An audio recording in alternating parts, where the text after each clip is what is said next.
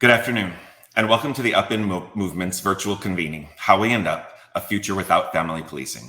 My name is Alan Detloff, and I'm the Dean of the Graduate College of Social Work at the University of Houston, and one of the organizers of the upEND movement.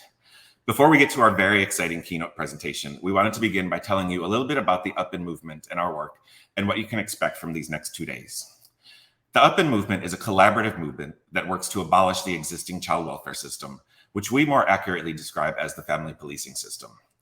We use the term family policing system because we believe this term more accurately captures the role the system plays in the lives of families, which include surveillance, regulation, and punishment, all roles associated with policing rather than children's welfare. The upEND movement is not about reform, and it's not about creating a new system. By abolition, we mean the complete elimination of the family policing system and a fundamental re-rendering of the ways in which society cares for children, families, and communities. The upEND movement is a response to a family policing system predicated on the subjugation, surveillance, control, and punishment of mostly Black and Indigenous communities. The system and its supporters portray family policing as a supportive helping system, one that protects the safety and well-being of children through necessary state-sanctioned intervention. But the history and reality of the system's impact on the lives of children, families, and communities underscores the ways in which the system functions to maintain anti-Blackness, white supremacy, racial capitalism, and colonialism. We build on the work of reproductive justice, which centers bodily autonomy and asserts that parents should live in a society where they have the power to make decisions about how and when they will parent, and the ability to raise their families in conditions that are free of oppression. In other words, we seek to build a world where the care, support, and well-being of children, families, and communities is fully realized, and the need for a family policing system is obsolete. And we strive for abolition now, after decades of harmful racist practices and decades of research to understand the outcomes these practices produce. We have everything we need to know, and we've seen everything we need to see. We cannot continue to implement the same reforms again and again and expect different outcomes. And we can't continue to invest countless resources in a harmful racist system and expect that system to produce anything other than harmful racist outcomes. It's time for all of us to collectively aspire for more. Today's convening builds on the release of upEND's first major publication of the same name, How We End Up, A Future Without Family Policing. In How We End Up, we presented a set of ideas about how we can, in community, end family policing and transform support and care for children, youth, and families. This week's convening focuses on two aspects of this document: repealing mandatory reporting laws and repealing the Adoption and Safe Families Act, two major federal policies that drive the work of the family policing system. Through this convening, we also seek to build bridges between abolition of the family policing system and broader abolitionist movements that seek to end prisons, policing, and all aspects of the carceral state. Today, we're going to begin with an incredible keynote presentation, followed by a panel of scholars and activists discussing the harms of mandatory reporting and the work that they're engaged in to end this.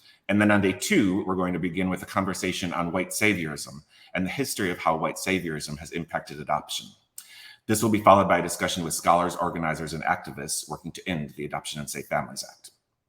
All of these events are going to occur on the main stage within the upEND platform, but in addition, throughout both days, there will be opportunities to be in community with each other, to network one-on-one, to learn more about our panelists and other organizers in the expo, and to participate in creative exploration space that we'll explain shortly. All of the events on the main stage will be available on the upEND YouTube account following the convening. And although auto-generated captions and multi-language subtitles aren't available during the live event, they will be available after the event has been recorded. And also, please note that we're only recording the main stage event and panel sessions, not the other spaces on the platform where people can be in community with each other. And now I'd like to introduce Benjamin Lundberg Torres Sanchez to discuss the creative exploration space that will be available throughout the convening. Benjamin uses their art and facilitation to transform individual witness into collective action. Their work resists disposability, isolation, ways the state hijacks our collective bodies to fulfill its own performances of power. Benjamin's work has been shown in the US at the Queens Museum, Museum of the Moving Image, the Mills Gallery at Boston Center for the Arts, and their work has been presented internationally in Montreal, Mexico City, Sao Paulo, Lima, and La Paz.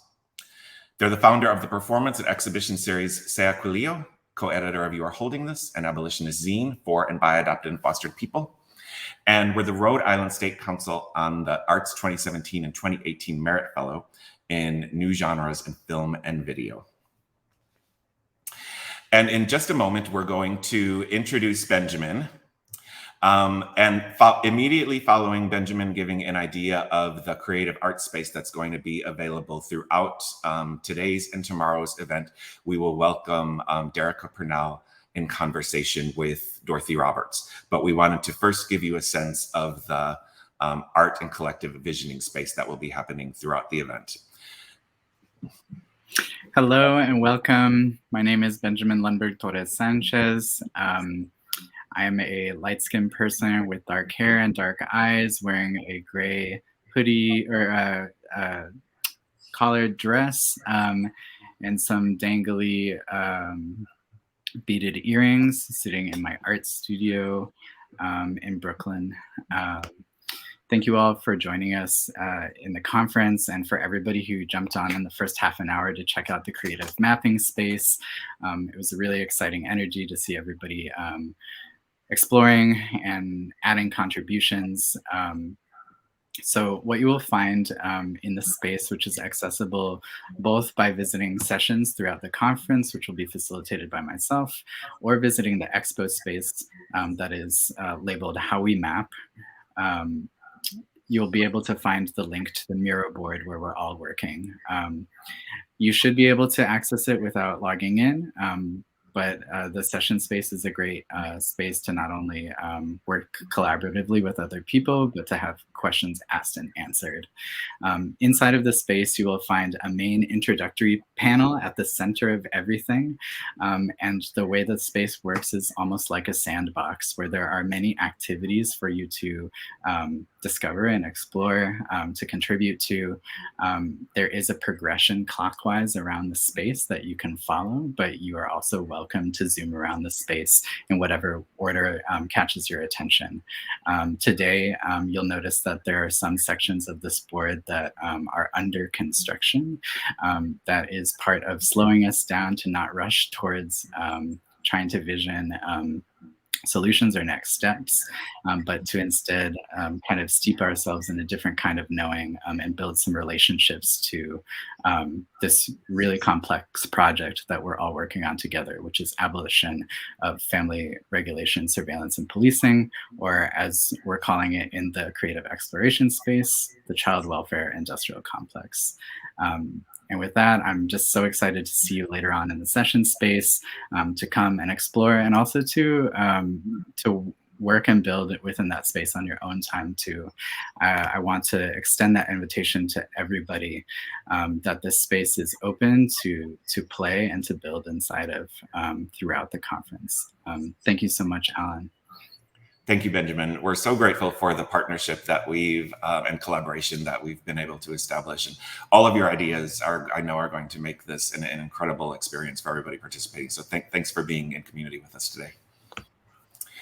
And now I'm very excited to introduce our keynote presenter, Derecka Purnell, author of the recently released Becoming Abolitionists, Police, Protests, and the Pursuit of Freedom. Derecka Purnell is a human rights lawyer, writer, and organizer. She received her JD from Harvard Law School and works to end police and prison violence by providing legal assistance, research, and training to community-based organizations through an abolitionist framework.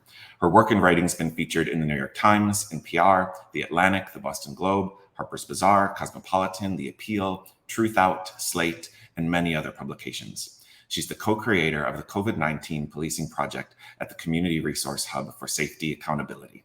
Welcome, Derecka. We're very honored that you're joining us today. It's such an honor for you to be with us. Your book has been a huge inspiration to me. All of our students received a copy, and it's been a huge inspiration to them, and we're just so grateful that you're joining us today.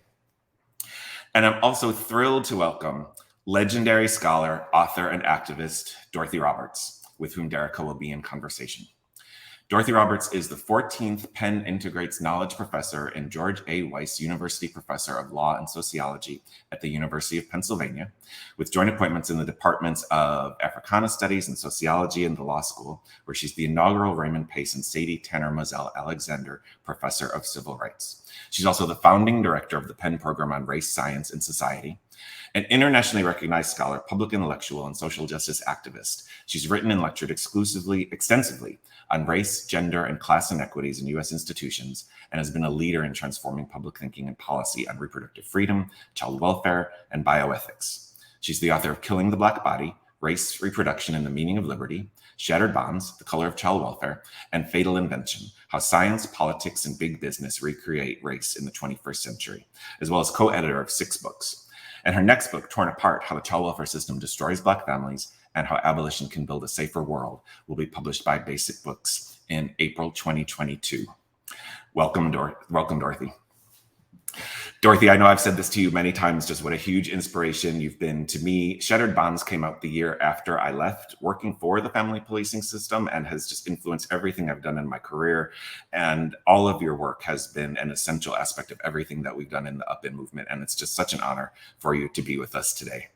So thank you. Welcome, Dorothy. Welcome, Derecka. Thank you both for being here. Thanks, Alan. I cannot tell you how excited I am about this conversation. Derecka, it's just an honor to be able to talk with you today about your fantastic book, Becoming Abolitionists. Congratulations on the book and all the attention, the well-deserved attention it's been getting. Of course, thank you. I'm honored. I was telling them before you got on, they asked if we'd done an event before. I was like, no, I've only run into her at conferences and one time at Union Station in DC, and I was completely like fangirling, like, ah. So I have to say thank you to Kiara Bridges for introducing me to your work when I was a law student. And Killing the Black Body was just such a Bible for that class and for my understanding of reproductive justice and reproductive freedom. So thank you so much for your work and just for being in conversation for me today. And thank you to the Dean and University of Houston for having this incredible event. Thanks. I appreciate that, Derecka. I appreciate all those connections and glad to have this one on top of it. So your book is super timely. It's coming at a moment when more and more people are asking what it means to be an abolitionist. I think coming out of the protests and uprisings of summer 2020, more people were hearing about abolition, organizing, and how people are seriously considering what does it mean to become an abolitionist. So your book comes as an answer to those questions. I really love how it reads like a memoir that details the events in your life that shaped your journey, while also giving us the historical context that we need to understand how that journey unfolded. I was wondering if maybe we could start with how you began thinking about writing a book about this and why now? Yes, so years ago, maybe I can't even remember the year, but years ago, I thought I was going to go into a PhD program. I had all these questions about abolition. This is before the uprisings last year.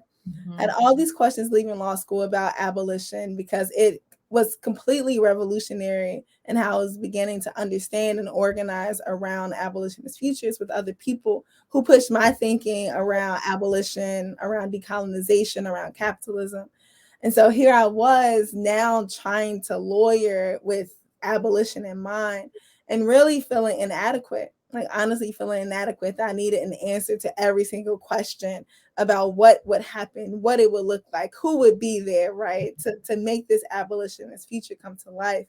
And I was having conversations with Ruth Wilson Gilmore and Keeanga Yamada Taylor and Robin D.G. Kelly. And Robin and Keeanga did something that their grad students probably would not like to hear. They discouraged me from going to grad school. They said, look, right now, there's a movement outside. This was, I guess, right around Black Lives Matter, maybe a year or two after the Ferguson uprising. That, we're in the middle of a freedom movement. And it sounds like what you're trying to figure out is it's help people think about their relationship to this freedom movement, especially abolition. And Robin said, I think you should write a book.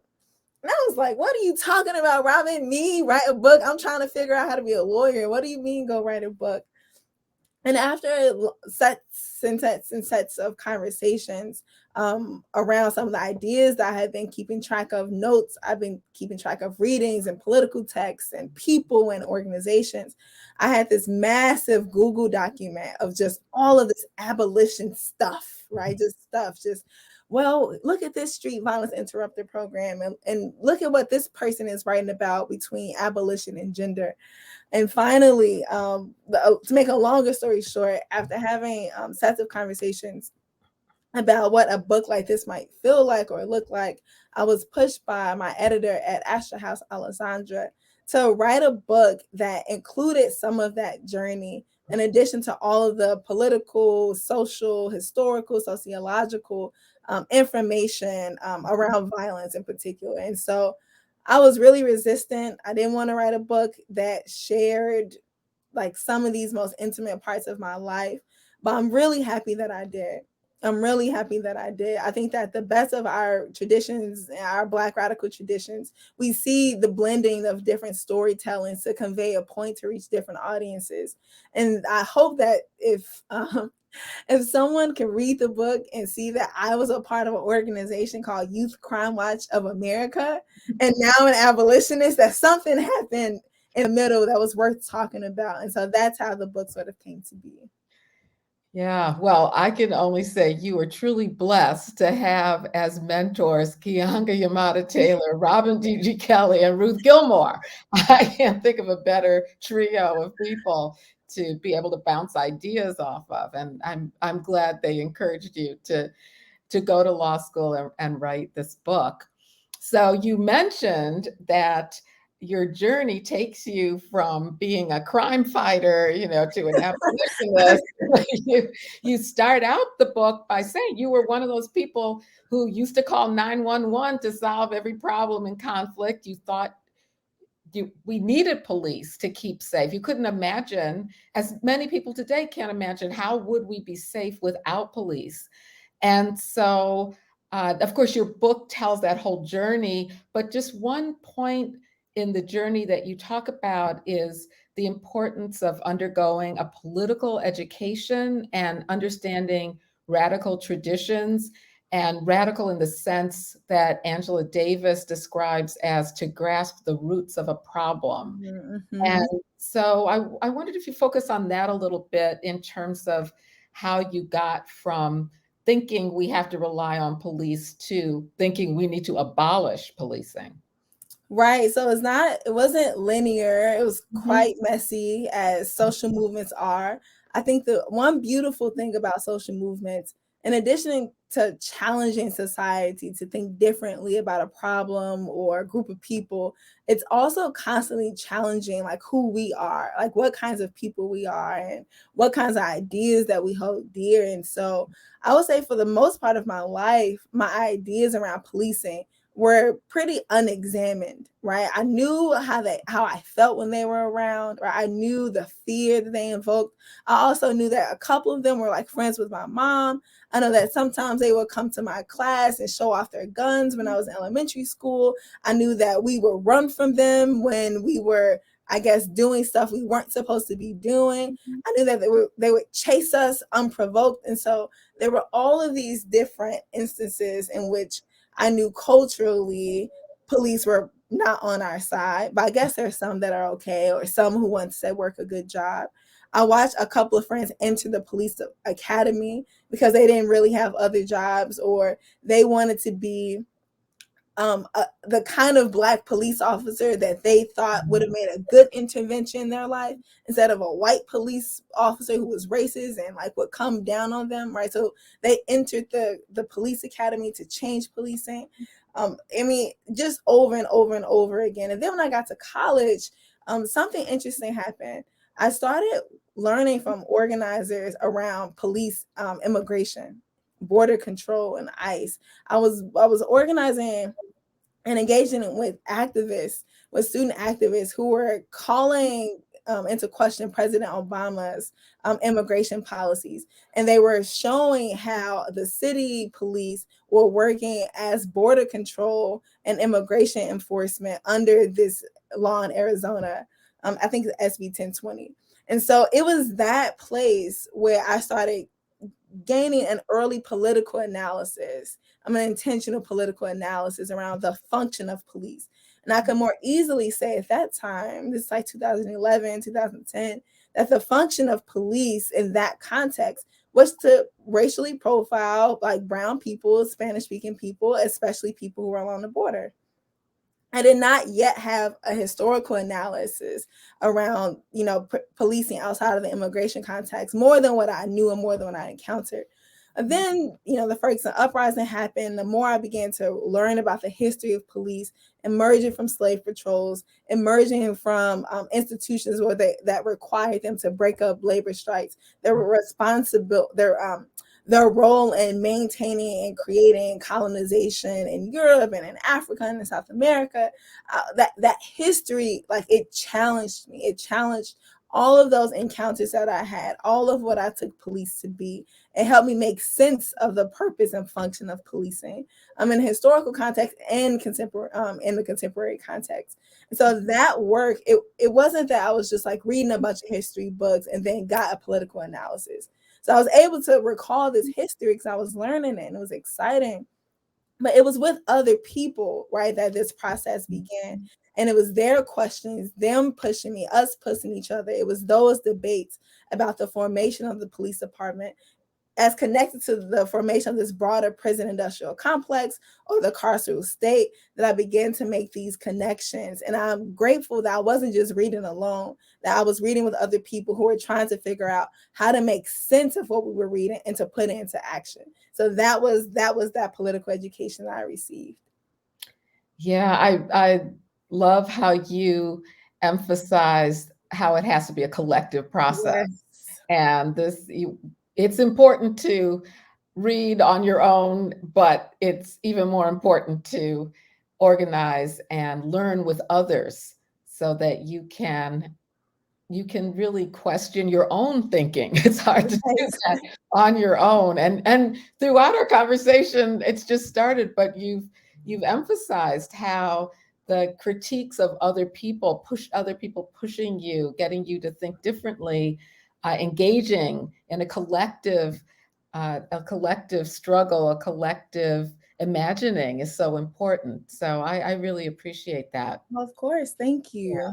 Yeah. So you just mentioned, if I can recall your words, something about the carceral, carceral systems and a whole larger structures of oppression, understanding the connections. So I'd like to focus on the connection that's really important for the convening that's going on over the next 2 days here with the upEND movement. And that is to think about, strategize, discuss the abolition of the child welfare system, or what upEND and I both call family policing. And I think you're one of the rare people who early on wrote about and spoke about connections between family policing and the prison industrial complex. This is a connection that many people are unaware of or haven't thought about, and I'd like to spend some time delving into that. So in your book, you describe learning how mass incarceration, and I'm quoting you now, was a manifestation of a much larger interwoven set of structures of oppression to be dismantled.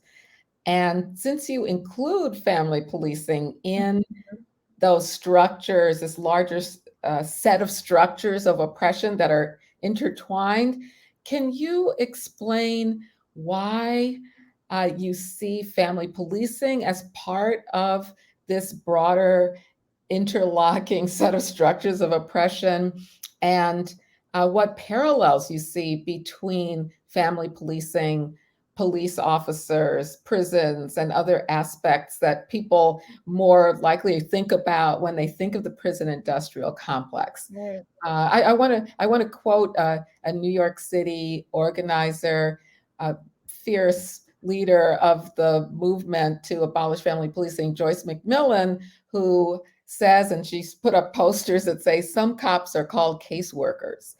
Can you expand on these connections between police and family policing?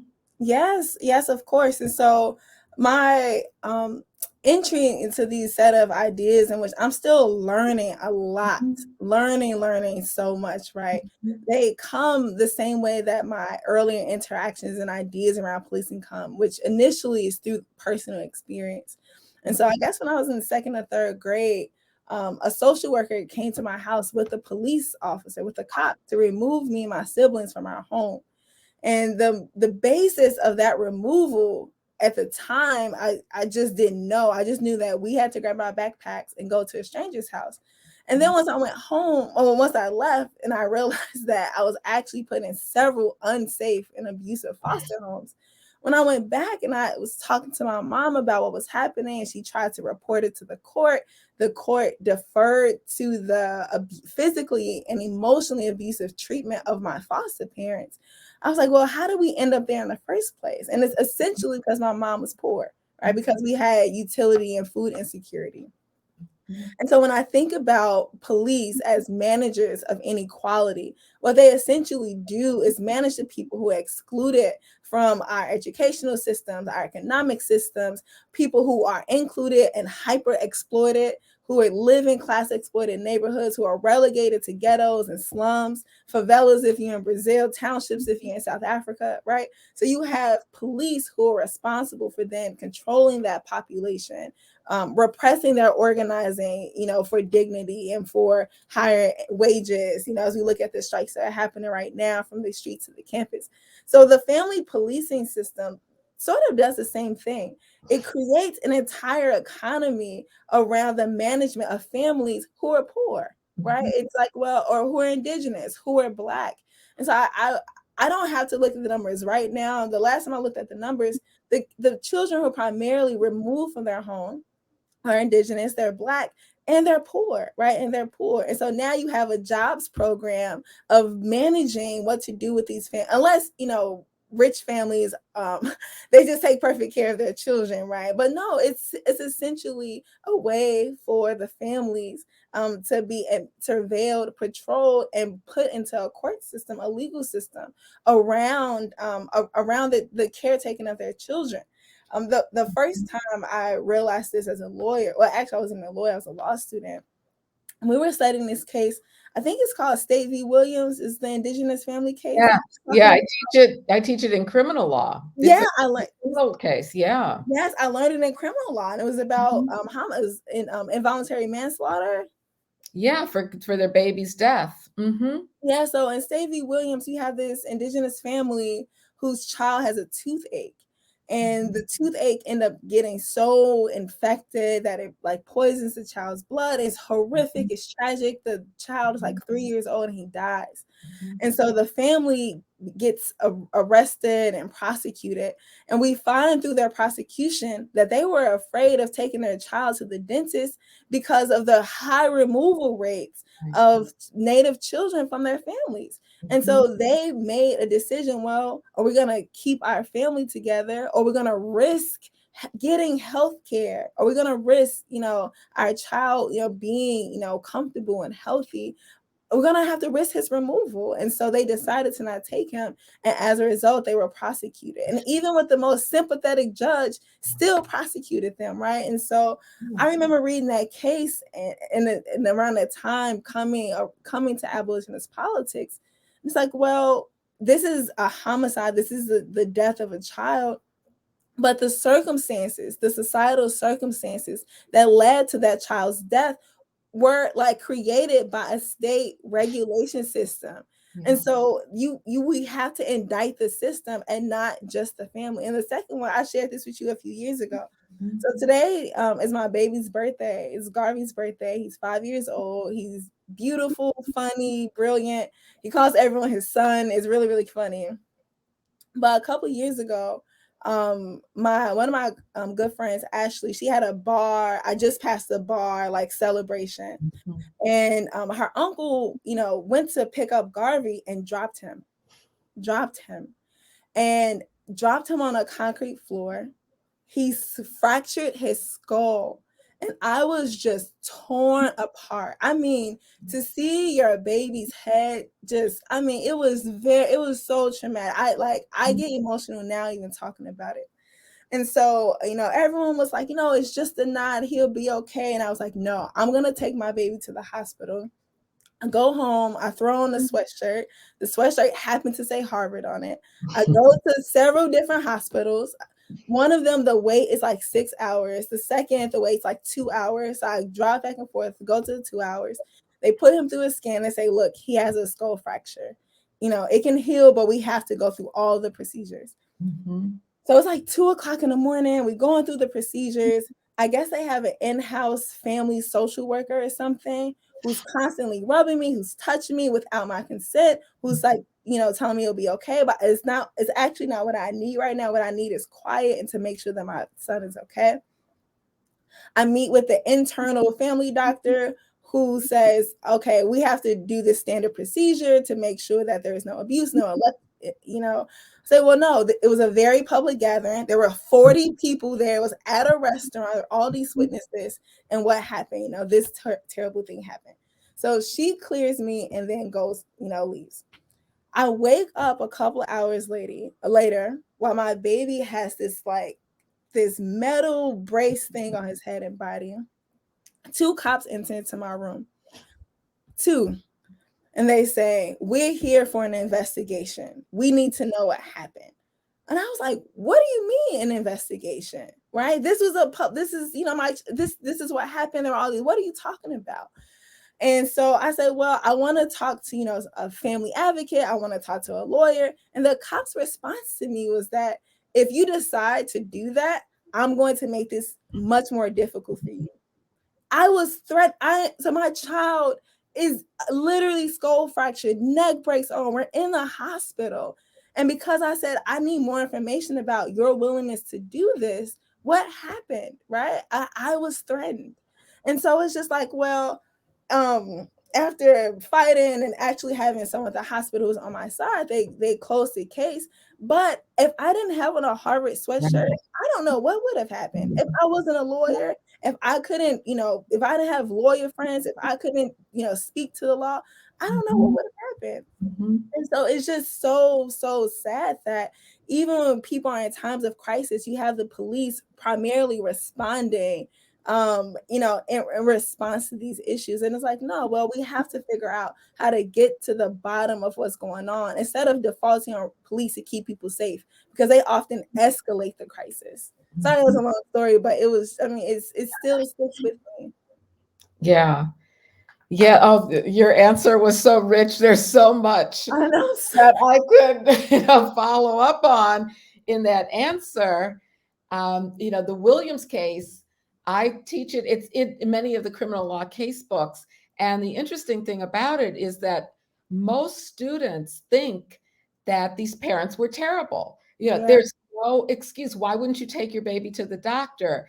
And I always hope that there's going to be at least one student in my class who will raise her hand or their hand and say, this is because of the history of stealing children from indigenous families. And usually there's someone who will say it and I let them go forth. If they don't say it, I say it. But it's an example of how if you don't know the history and the truth about family policing, you can be fooled into their rhetoric about saving children. Yes. And I know that this conference will go into that over the course of the next couple days. I also want to confirm, you said you haven't looked at the statistics lately. I have, and I can confirm that of the hundreds of thousands of children who are today in foster care, but even more who are investigated, half of Black children will be investigated by CPS by the time they reach age 18. And so it's almost exclusively poor families or low income or working class families, and Black and Indigenous families are the most likely to be disrupted by this system. You also, in your story, mentioned the threat that the police officers made, which is threats that caseworkers and police officers will make. to coerce people into acting the way they want them to. This is a coercive system that is based on threat. So I'm glad you told your story, because that's very true. Just one other thing about your story, it also shows that Black mothers are much more likely to be investigated for the exact same kinds of injuries or perceived harms to children than white, especially white affluent mothers.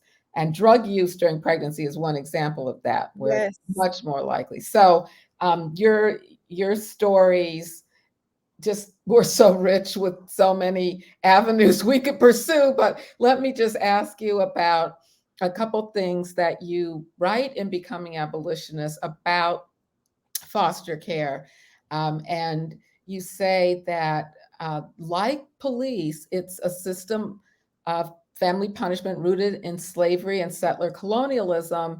And like with the police, parents will seek support from the system when they are in dire need of resources. And I wondered if you could say a little bit more about those two additional aspects, in addition, to what you already said about family policing, the way it's rooted, like the prison industrial complex and slavery and settler colonialism. And then this kind of paradox. This is something I also have found in my research on this system, that people in Black communities will say that they need the system, even though some will, not all. So I mean, many are saying, get out. We don't need it at all. We want to abolish it. But there are people who rely on it for the little piddly amount that they get. They hardly get anything. But this is what is presented in many Black neighborhoods as the only system that any kind of resources. But guess what? You got to give up custody of your children if you want them. So it's still. Well, that's the answer. Yes. Yeah. Go on. I'm sorry. Go on. But that's precisely it. That's the answer. That's what happens. It's the same with police. When people tell me, look at the statistics of Black people, and you ask them if they want to defund the police or if they want to abolish the police, that is a resounding no, or the statistics are, against it. And so what happens is that they use that as evidence to continue to fund the police. But then when you ask Black people, do you want a well-funded education system? Do you want more jobs? Do you want quality housing? Do you want universal free quality daycare? Those statistics are through the roof, but you don't see the government running to provide that. And so the police have become the default option for Black people, for poor people, because the state often takes the cheap way out. And instead of investing in the conditions that would make us whole and thrive and survive, instead of doing that, they just say, well, look at the police, look at the police. And it's so sad that it's true for family punishment system. Again, the first time I witnessed this in a political way was when I was in law school.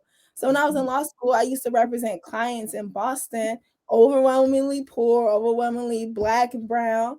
And so one time I was talking to one of my colleagues who was representing someone in family court. And she was saying, well, in Boston, they have this weird paradox, this weird thing where the judge will set bail to $1. And you think, oh, okay, $1, anyone can be able to then bail someone out, just $1.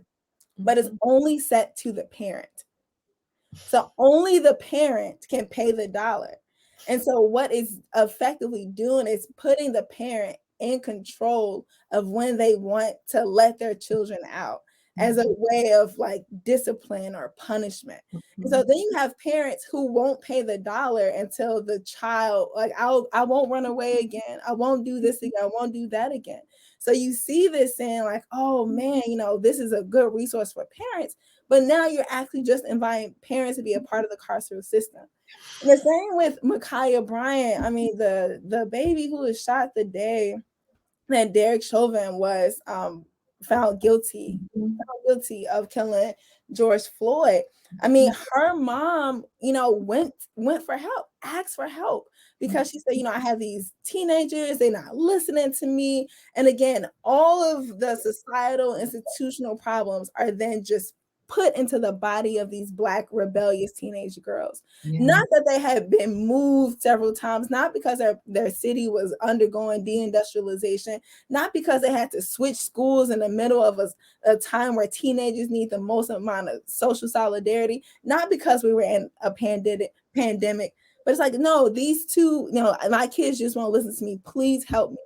And so they were then placed in care with their grandmother, who like tried to get resources, tried to figure out how to work jobs, how to make a life for them. And they were evicted. They were evicted because there were too many people living in apartments. So they're in and out of hotels. So they're trying to do everything, right, to make sure she can help make sure her grandbabies are fine.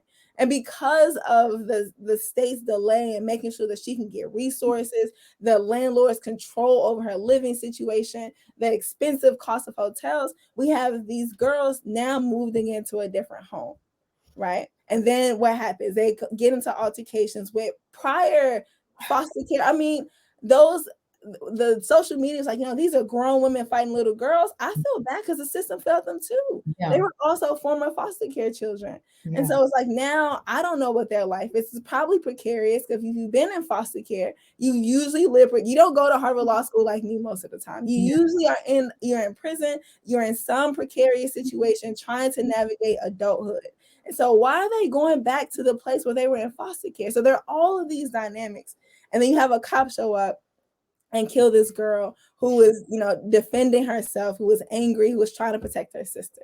And so it's just, this all started, well, one way to say this all started when her mom called and tried to get help, for their teenagers. But it started way beyond that. It started with capitalism, right? And racism and misogyny, like that put these children and their parents in precarious situations. And that is what we ultimately have to undermine. Mm-hmm. Oh boy, another answer with just so much richness, so many avenues we could discuss. The way in which Ma'Khia Bryant's mother was blamed. Yes. For what are actually structural, racist, capitalist harms to the family.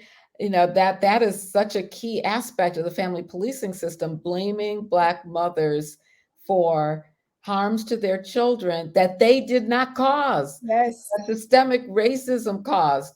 And capitalism, racial capitalism, and you brought that out with what happened to Paula Bryant and her children, and also how the foster care system harms Black children, especially pushing them into contact with police, who in this case killed the child. Or you mentioned also pushing them into juvenile detention, into prisons. That's another connection between the prison industrial complex and family policing. So we could go on exploring those aspects. I want to mention another aspect of the Ma'Khia Bryant's tragedy, killing by police, and what happened to her family that you bring up in the book. And one is the way you distinguish between what's legal and illegal. And you point out it's not so much the behavior of the lawbreaker, but it's in the interest of powerful people who create the law and have the control of police. Mm-hmm. And similarly, in this case, what was considered illegal or a violation of the child welfare, standards was neglect. There was never an allegation of abuse, physically or sexually abused her children. And could you say something about this notion of neglect, which is why the vast majority of children get taken on alleged neglect charges? Yeah. What is that all about? Yes, well, if we read the autobiography of Malcolm X, Mhm. he captures it so beautifully and so Yeah. succinctly. He Yeah. talks about when after his dad was horribly murdered, right? His mom is raising these kids, and because of her religious beliefs, she's refusing to, I think, feed them rabbit, which is what the state is saying. Well, if you're a poor Black woman, you have kids, you need to kind of eat what we feed you. You need to, go and eat this. And so she was like, no, like these are my religious beliefs. And because of what she believed and because of the practices that she wanted to teach her children around what not to eat, she lost custody of her children and she was put in an asylum. Yeah. And so I remember reading that and just being like, wait, that can happen to you. That can happen to you. Like you can lose custody of your children because you don't want to feed them what the state thinks that a rational mother would feed them. And so, or a state or a social worker or a caregiver. Mhm.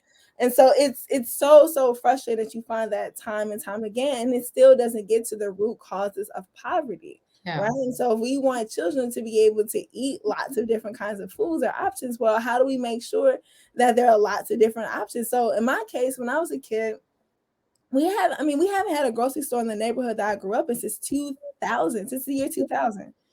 Right. And so then you have the state showing up and saying, well, what are you feeding your children? Is it food insecure? Well, this is a neighborhood where people really don't have cars and there's no grocery store. And so then if you want to take a cab, you got to pay $1 to $2 per bag to go shopping for your children. So there's an entire economy set up around the exploitation of people who are already exploited. Right. So you're benefiting from that exploitation. And then you have the state come in and says, why isn't there any food here? What's going on? You're neglecting your children. Instead of fighting to make sure that every community has grocery stores or fresh food or healthy options that people in that entire community could benefit from. But instead, the blame is individualized and is placed in the body of the parent. And so it's just the framing, it's the policing, the entire logic, right, is predicated upon individual failures of a parent being able to provide security, safety, food, and not predicated upon the denial of those resources, which is actually what we need. So it's the parallels are they're just striking. That they really are. Yes, that's just so to the point. The carceral state and our racial capitalist system make sure that many Black communities don't have access to any of these resources. And then they punish the parents for not providing them. And it's such a powerful way to put the blame on individual parents and family caregivers instead of on the structures that cause the problem in the first place. I'm telling you, it is a pathologically brilliant system for diverting attention away from what is actually going on. Yeah. I have to give it credit for that, but we're not gonna let that continue. And again, your book really opens our eyes to the connections between these systems and how they operate. You mentioned the way in which both the prison industrial complex and family policing exploit. They punish, they terrorize, but they also exploit economically the very people that they're terrorizing. And you point out in the book that Ma'Khia Bryant's mother, Paula Bryant, was put through all of these tasks to correct her, supposed neglect, and the exponential amounts of money, time, and energy that were spent on that Yes. instead of putting the money into what would providing decent housing for the family. That would have solved the problem of eviction. Every single problem that the family had could have been addressed in a caring, more effective way, but Right. instead they spent this money on so-called correcting her, as you call it in the book, which I think is exactly what they claim they're doing. Mm-hmm. And so I think that's your connection to the economics, of what's going on is really important. I want to move to one other aspect that also is raised by Ma'Khia Bryant's story, and that's the fact that although the scene of her getting shot by the police, killing her, was broadcast on social media and the story got attention, it didn't have the same reckoning effect, the same call for abolition of the system that other police killings have gotten, and the connection to defunding the police. In fact, during the summer of 2020, I wrote an article about how some abolitionists were calling for taking money from police departments and putting them into child protective services, which is just taking it from one part of the carceral state to another. What are your thoughts about why it's been so hard to get people to see that family policing is part of the same carceral regime as prisons and cops? Wow, that's such a good question. I mean, such a good question. I think that maybe one reason is because we look at these problems in isolation, right? And when we look at them in isolation, usually people are working in their field. They don't think about how a lot of these institutions intersect. So we have the language down around intersectionality when we talk around people, but we actually need much more work to talk about the intersectional oppression, right? We need to go to Patricia Hill Collins. We have to think about these interlocking systems of oppression that then impact us in our different ways. And so I think that, care not cops sounds really good. Replacing cops with counselors sounds really good.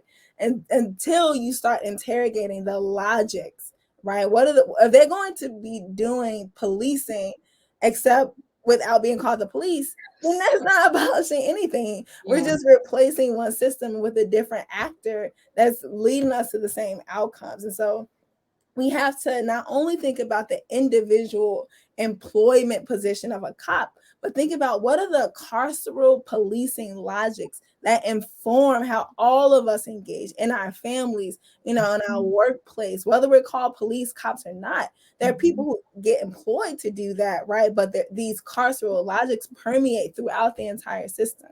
And so, I think that a social worker sounds much better than a cop, right? It's like, it does. It sounds like, especially if you haven't had encounter with a social worker, if you haven't been removed from your home, then it's like, you know what? I like social workers. I like counselors. But if you are studying the work that social work is doing, how much part of the family regulation system they're perpetuating, the removal that then leads to all these precarious outcomes, then you're going to say, whoa.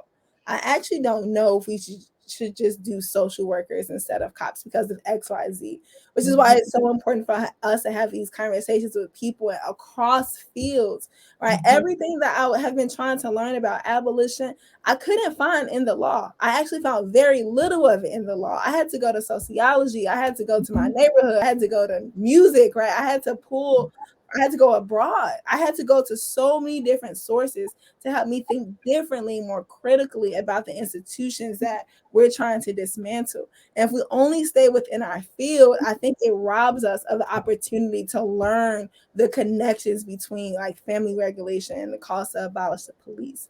So that's one. I think the second thing is that there's this notion, which I think is right. I think the impulse is right, that the stories of Black girls and women who get killed by the police are not as popular as stories of Black men who get killed by the police, right? This is sort of the motion behind the movement, the Say Her Name movement. And I would say that's overwhelmingly true. I think one reason why that's also the case is because the high profile killings of Black women and that have gotten some level of attention, we find Black women defending themselves. Right, we see Corinne Gaines armed inside her house. We see Deborah Danner. We're watching. Ma'Khia Bryant has a knife, and so there's a general notion that if you're defending yourself from police or from someone who's harming you, then you don't have like a stake when we say Black Lives Matter. Or you don't have this is for people who are unarmed. So Mm. another way of thinking about this is it's gender, but it's also gender and resistance. And we find that Black women who are defending themselves, like there's just less sympathy and less call to action around their resistance. When Black women have had historically to resist all kinds of violence from their partners, from their neighbors, from strangers, and from police. And now, you know, Ma'Khia Bryant's situation from a former child who's in the, you know, family regulation system. Yeah. So now we have, well, how do we also say that you have a right to defend yourself? You have look at Centoya Brown. You have a right to not be harmed. You have a right to defend yourself from police. And so it makes it we have to talk about that resistance. We have to protect people who are also resisting themselves and not fall into the trappings of just innocent, unarmed Black women deserve to live, because that's not true. Yeah, that's a very, very good point. You're so right that if you think about the situations we read about in the press, very often Black women have a weapon, and this is also the motivation behind survived and punished. The way Yes, in which absolutely. women, especially Black women, Indigenous women, other women of color, when they try to defend themselves, especially if they kill the attacker, they get punished then, sometimes very severely, even Yes. for attempting to protect themselves. Like, oh my God, I almost said Marissa, Michelle Alexander. yeah, Marissa. Marissa, yes, Marissa Alexander. Yeah, Yes. exactly. You raised that point. That is so true. Which is different, right, too, than battered women syndrome, which is not the same. So Yeah, that's a whole nother conversation, but it's yeah, not the same. yes, that's true. And relating to also to family policing, when mothers rise up and say, I want a different therapist. I don't want the one you're giving me that's just spying on me and then opposes me in court, you know, or I want to see my children more often, or my children are being abused.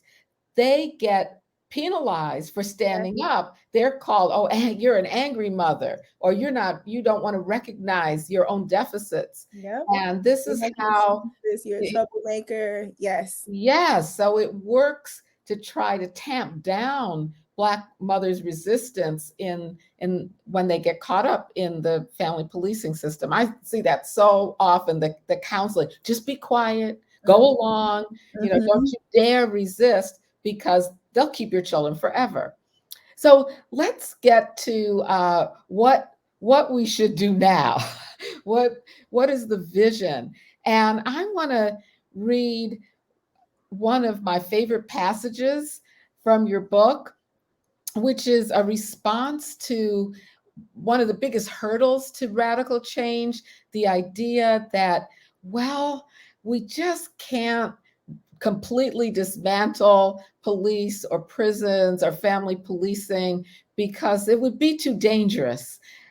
We don't really know what's on the other side of that. This fear of moving forward, because people have relied so long on these systems, they think they're essential and there's no other way, right? So in your book, you write, if abolitionists had waited to convince every single person that liberation was worth the pursuit, Black people might still be on plantations. Slavery's violence and repression was riskier than Black people's plans, imagination, and will to be free. So they held the uncertainty in their bellies and started planning. Some started running. Rather than wait for comforting answers to every potential harm ahead of us, let's plan, run, dream, experiment, and continue to organize, imagine, and transform the society toward freedom and justice without police and violence. I mean, that's so inspiring and such a great response to the fear that we have to cling to these horrifying systems that we know cause so much harm.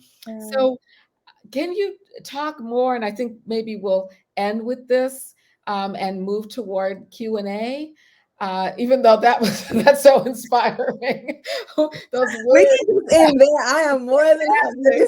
But maybe you could just say something more to move us into these 2 days of dedicated space to dream and experiment about abolishing the family policing system. Of course. Well, I don't know how inspirational it would be because I tried to put my best sentences in the Yeah, exactly. but I Sorry. can try. No, please don't apologize, but I can try. I think one something that animates my urgency around this moment is that imagination is not neutral. Mhm. That, I talk about imagination usually as this romantic like experiment and activity that people who believe in freedom, justice get to do, but that's actually not true. That police are fixtures of imagination, so are prisons, so is the family regulation system. People imagined these institutions. Not only did they imagine them, they built them. Yeah. And so for those of us who are, fighting to dismantle it, we not only need imagination, we have to have imagination and will, right? We have to have the commitment to dismantling those systems because they have resources. They have the media on their side. They have the narrative on their side, right? They have history in some cases. We look at police, right? We've had police all this time. You don't care about victims. You don't care about survivors. So they have the talking points, right? They have the liberals. They literally have so much on their side.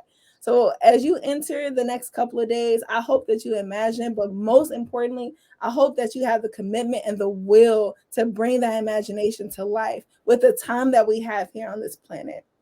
I hope that you continue to engage in political education and you read and study with others who are more curious than you are. I hope that you join or support organizations that are fighting to dismantle and or fighting to build, something in its place, the world that we deserve. And so that's what drives me every day. It's like, I know they waking up every day with the institution they want already built. And so we have to go even harder. We have to use our people power. We have ourselves as resources. And so to pull all that together, just the imagination, the will, and commitment to make it happen. Oh, thank you. That was super inspiring also. Thanks, Derecka. So with that call to imagine and commit and organize, I'd like to open up the floor for the virtual floor for questions for Derecka. And let's proceed. Okay, we have a question here. Can you discuss predictive models of policing and how they are used as tools of the state, specifically the use of predictive analytics to determine the likelihood of child neglect or criminal behavior? And here's another way in which the police, the prison industrial complex, and family policing are connected because they both use these predictive analytics to determine who to target. Oh, well, Dorothy, it would be great actually if you could talk about the second half. Okay, The sure. child. Yeah. Sure. So why don't you yes. proceed with the predictive models of policing?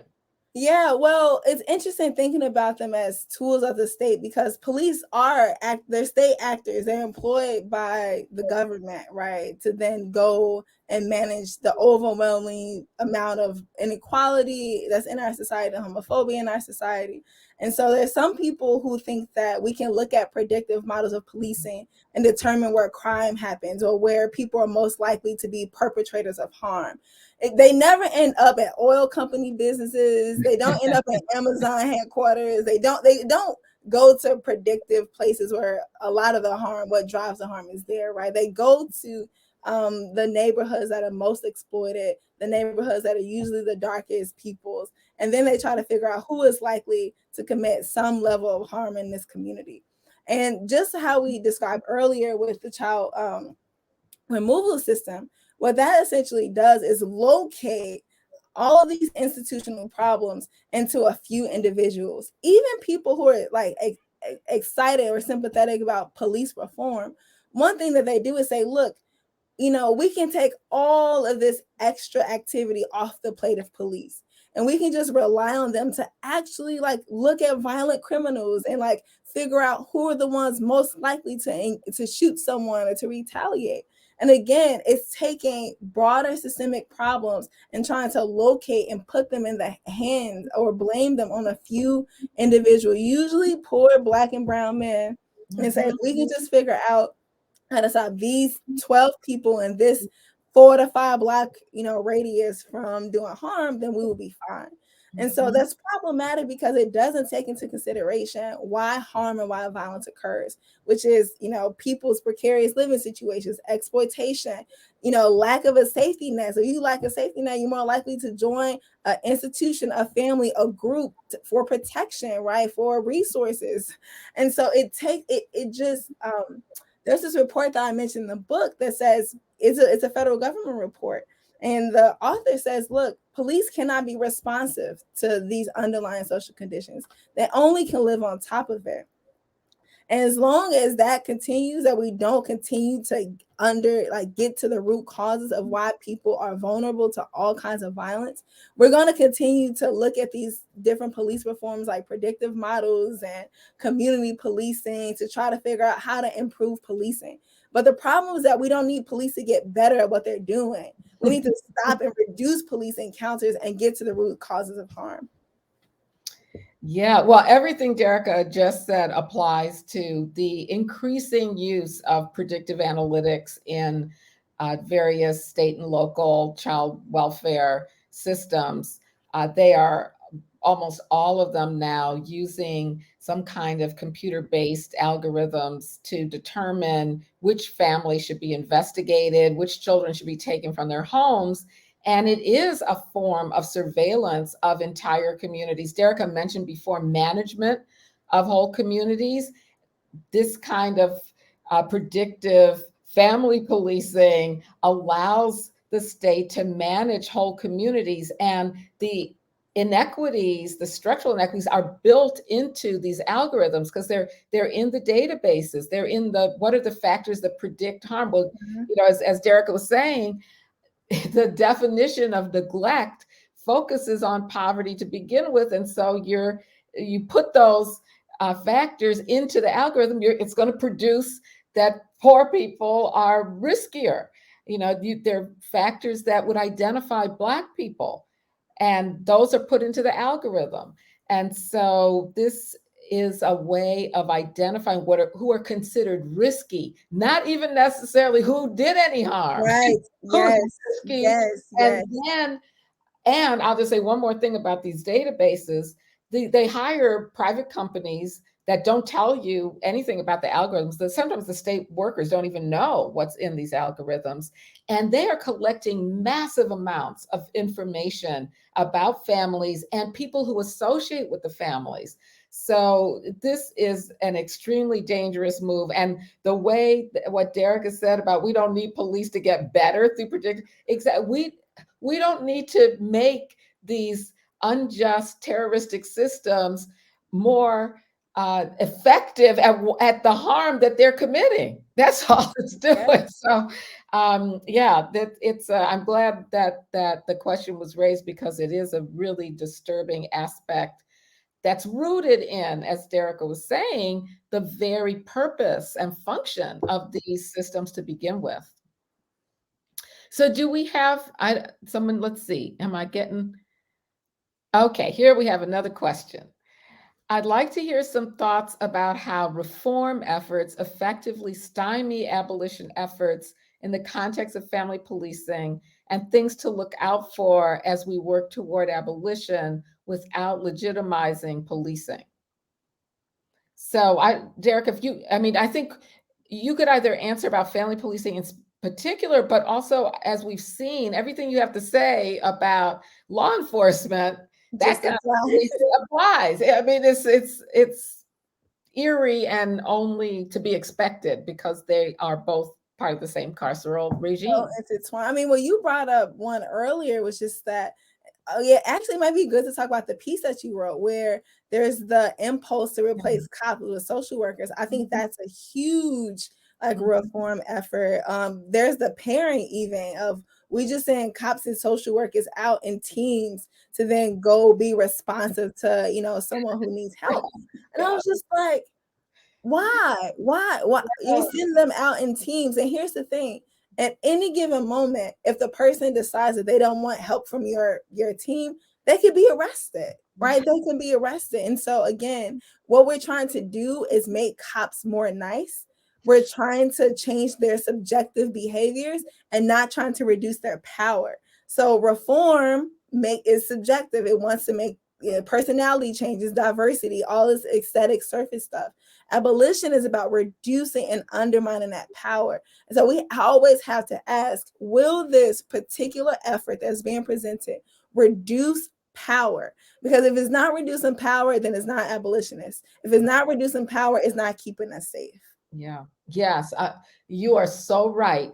This idea that by putting social workers with cops, even placing them sometimes in police offices so when these anonymous tips come in, they go out with cops, and that's supposed to improve policing, make the cops more gentle, I suppose, because they got a social worker. It's the opposite. It makes the social worker more like a cop. So, we think that it's making them like a teddy bear. We have this image that social workers like teddy bears that are going around with cops. It's the opposite. It's the opposite. Now you have another excuse for a cop to enter someone's home. And guess what? You have warrants. They give them police more power. You're absolutely right. This is not shrinking any of these systems. It's giving them more power. The only other thing I would mention about the reform is in the so-called child welfare system. One of the reforms that is popular now is giving more services to families who are at risk of foster care placement instead of automatically putting them in foster care. Well, this looks good because now it looks like, we have fewer children in this dangerous foster care system. But what you're doing is expanding the net of families that are in the system. You're not just giving generously supports to families. They have to be at risk. And as Derecka, as you just said, you do one thing wrong. You don't show up for one of their mandated service sessions. Now that means that's an excuse to take your children away. So those kinds of reforms, again, just give more power. And Derecka is so right. Is this shrinking? Is this reducing the power? If it's giving them more, it's not abolitionist. Yeah, and not even if you do you can do nothing. When Garvey was in the hospital, I literally did nothing. Yeah. Another person he tried to play with Garvey, dropped my child, and I was the one threatened. And so it's like, well, we're just here, and they came with a social worker. We're just here to make sure that you have resources, and we're going to do this investigation. We can talk to your child at school whenever we want. And I was like, wait, why? What did I do? Right. Mm-hmm. And that's not even to say that parents who do things are deserving of that, because they are not. Right? They are not. And so it's just, it's that those reforms, the pairing reforms, are not. They're bad. Yeah. Yeah. Okay, I think we have one last question to get to. Yeah, okay. Can you talk about messaging? Just this morning, there was an article in the New York Times with the headline, "These children were beaten to death. Could they have been saved?" We know these are the horrible exceptions. How do we frame a response to this stark messaging that has equal impact? And I think that is parallel to the messaging about police, where they have, a story about somebody being killed in their community. Derecka, a very common response is, well, what about Black on Black crime? We need police to protect Black people from each other. So what do you think about, how do we address these messages that tend to point to the cases that seem to require caseworkers and police? Wow. Yeah, I need to read. I just pulled it up because I was just saw that headline. And when I said that the media is on their side and that's what we're up against, this is exactly what I'm talking about.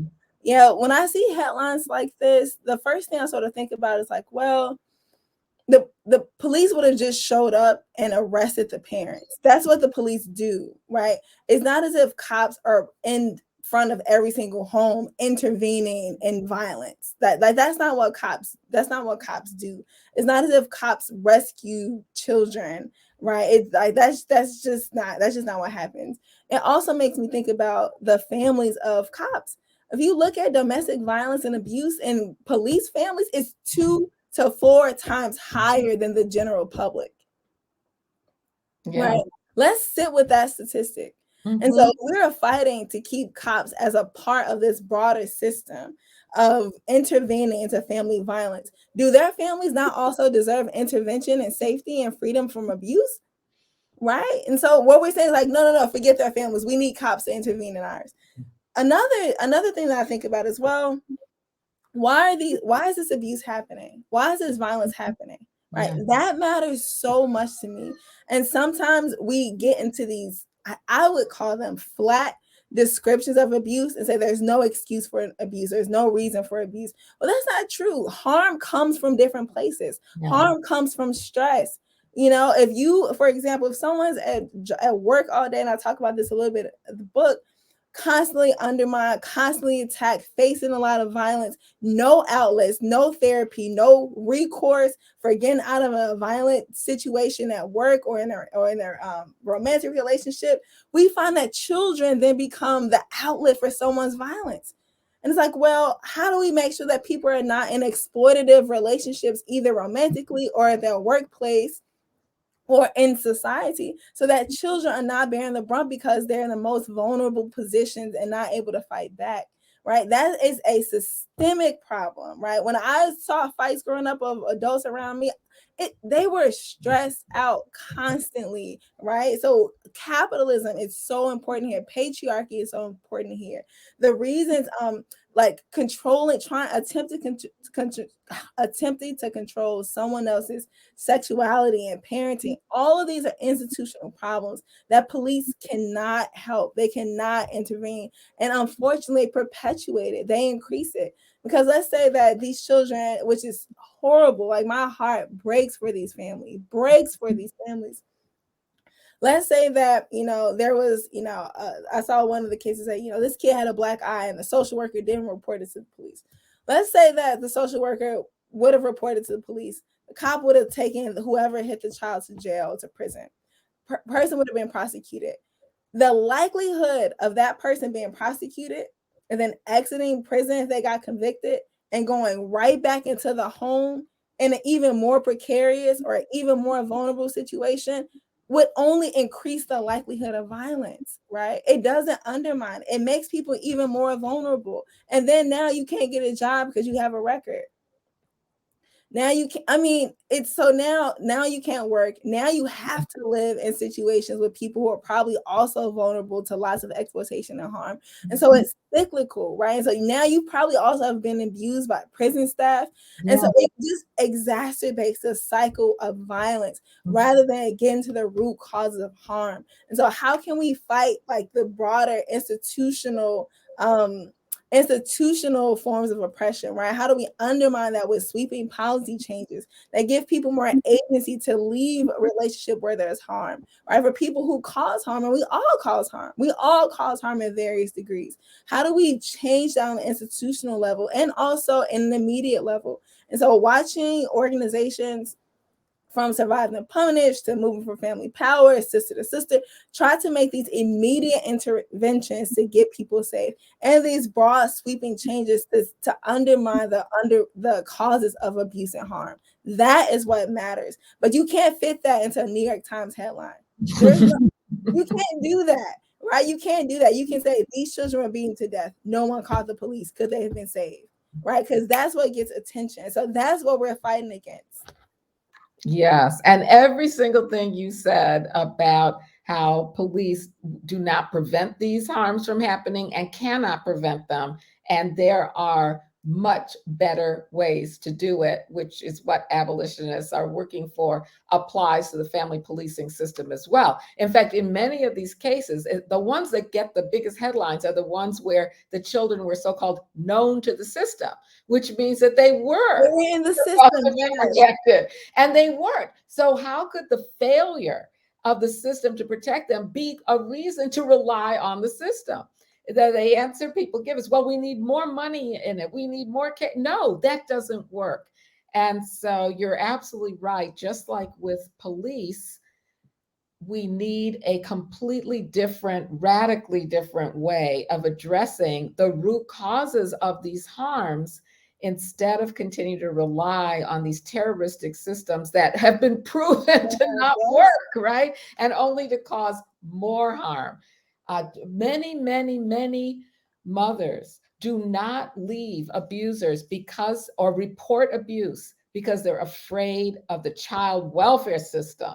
They're afraid of losing their children.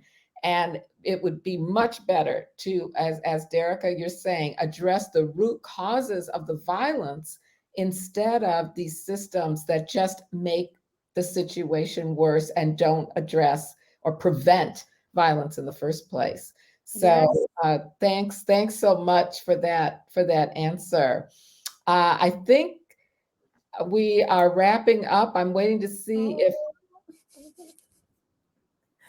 Oh yeah, I'm not even the right chat. There were so many resources in the comments. Yeah. Well, no, I'm just looking for instructions for myself. I think that we are going to start the next panel at 1:30 Central Time, 2:30 Eastern Time. We're going to take a 10-minute break now.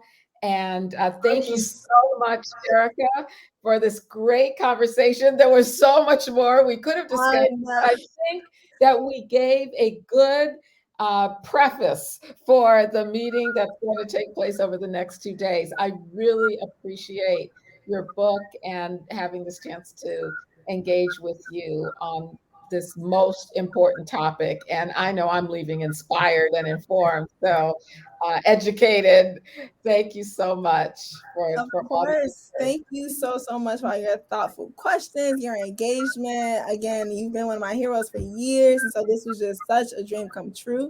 Thank you to everyone in the comments. I have so many tabs open. I felt bad because I'm like trying to listen, trying to answer questions, but so many good resources in the chat. I hope that we can find a way to save a lot of these articles. And so thank you for everyone for attending. And again, Alan, thank you so much for inviting me. Yeah, thank you both. Thank you both so much. This is just has been such an honor to listen to you and learn from you.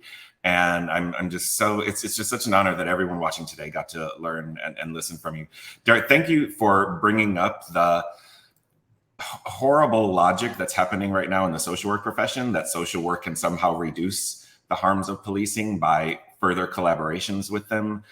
Social work should be completely disavowing this system, not increasing collaborations. And that just speaks to the huge problem that's happening in our profession right now. So I appreciate you bringing that up and making people more aware of that. And just such an honor for you all to be with us today. As Professor Roberts mentioned, we're going to take just about a 10-minute break, and we're going to, or a short break, and resume with our panel shortly about mandatory reporting.